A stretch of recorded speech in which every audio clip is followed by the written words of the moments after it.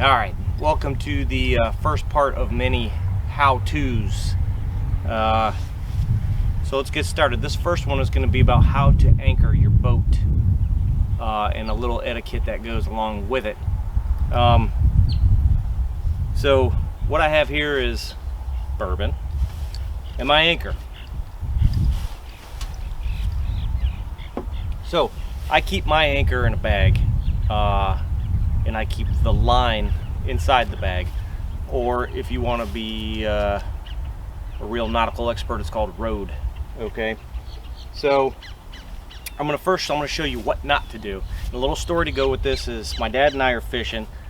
I creeped up in this little creek and was sitting there and was trying to get some sheep's head with my dad and trying to be quiet and everything, and here comes this dude in a boat. And he just comes cruising in, comes 10 feet from me, turns around, lines up his boat like he wants it, and then he does this. This is what not to do. If you want to look like an amateur, this is what you do.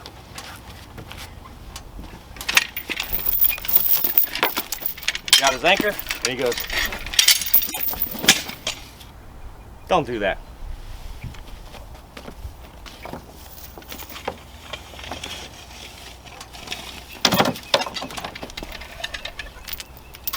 So, get them weeds out of there. When you anchor your boat,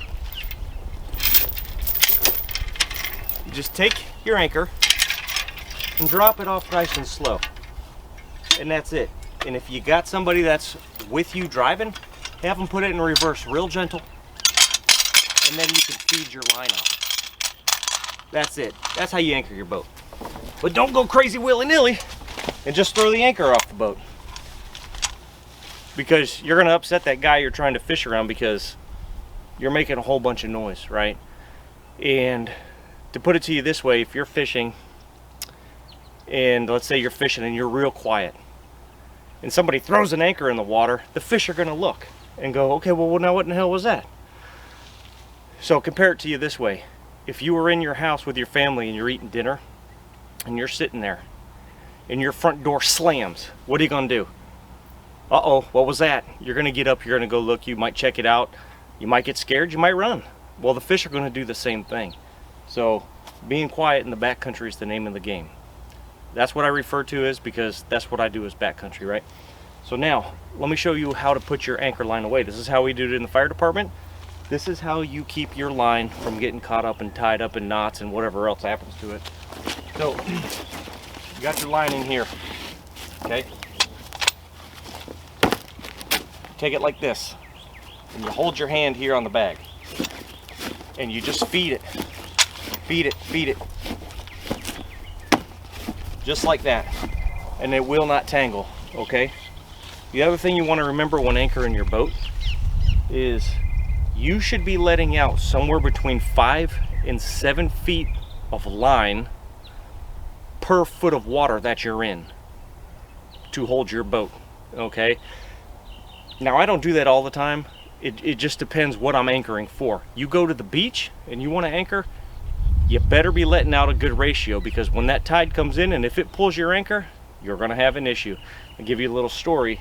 A buddy of mine and I were fishing a long time ago, and we were actually out in Bokeelia and we were on a sandbar.